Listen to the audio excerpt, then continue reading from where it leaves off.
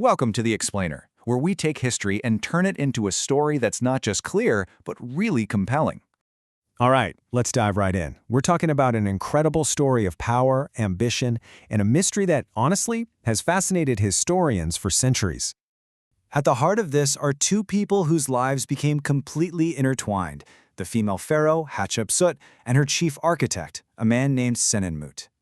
We're going to explore how each of them clawed their way to the top and how their partnership totally reshaped the entire Egyptian empire. So how in the world did a woman manage to defy all tradition and rule the most powerful empire on Earth? Well, it all started with a bold claim to power that nobody saw coming. So, after her husband dies, Hatshepsut is named regent, basically a temporary ruler for her young stepson, Thutmose III. But here's the thing. Her own claim to the throne was way stronger. She was pure royalty, the daughter of a king and the great royal wife. The young boy, son of a secondary wife. She wasn't just going to be a placeholder. Oh no, she had far greater ambitions.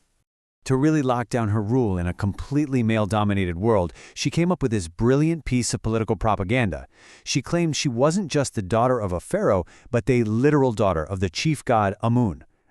This story was carved right into her temple walls, raising her status above pretty much any mortal challenge.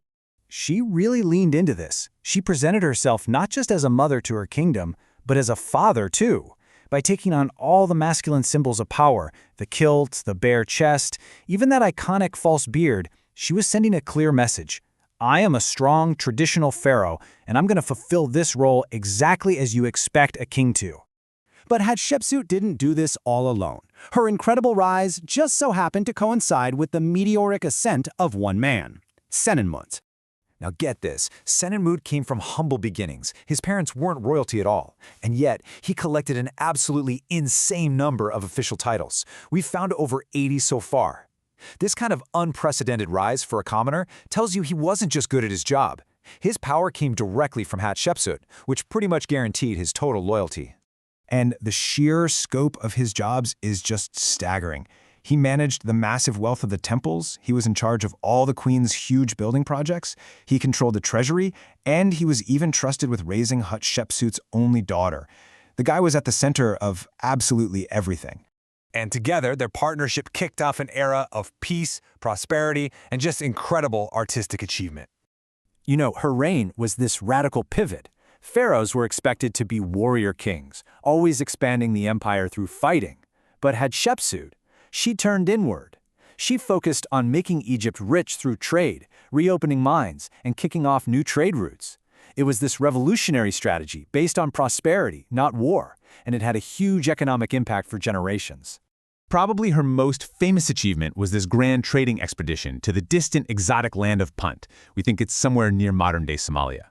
This was a super risky and ambitious move, and it required building a massive fleet to sail the Red Sea. And the mission was a smashing success. The fleet came back loaded with immense wealth and exotic stuff that people had never seen in such amounts before. We're talking live incense trees that they actually planted at her temple. It was a huge propaganda win that just captivated the Egyptian people. And this is where you can really see their shared vision. While Hatshepsut was dreaming it, Senenmut was building it. Her incredible temple is just a masterpiece of architecture, and his ability to quarry, move, and put up these massive granite obelisks was an absolute feat of engineering. Their legacy was literally carved into the stone of Egypt. So this deep, incredibly productive partnership, it's led to centuries of speculation. What exactly was the true nature of their relationship? The archaeology doesn't give us a straight-up answer, but it definitely leaves behind some tantalizing clues that suggest their bond was way deeper than just business. This was a position of immense, and deeply personal trust. He was responsible for the entire future of the dynasty. That put him right at the heart of the royal family in a way no other official ever was. Just stop and think about what this means. A commoner was allowed to be buried inside the holy precinct of the pharaoh's own mortuary temple. This meant he could be near his queen for all of eternity, a privilege that was just absolutely unheard of for a non-royal official. So look, we might never know for sure if they were lovers, but their desire to be this close, both in life and in death, well, it speaks volumes about their powerful and very unique bond. But this incredible story, it doesn't have a simple, happy ending. It actually ends with destruction and a legacy that just refused to die. So after her long, peaceful, and prosperous reign, her memory was violently attacked. Decades after she died, her name was literally chiseled off of monuments and her statues were smashed. It was a systematic campaign to just wipe her and everything she did from memory. Historians still debate why. Was it personal revenge from Thutmose III, the stepson who had to wait in the wings for 20 years?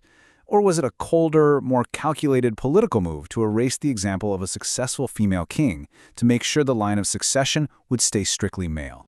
Maybe it's because their story, a story of ambition, of genius, and of this mysterious, powerful bond, was just too monumental, too brilliantly carved in stone to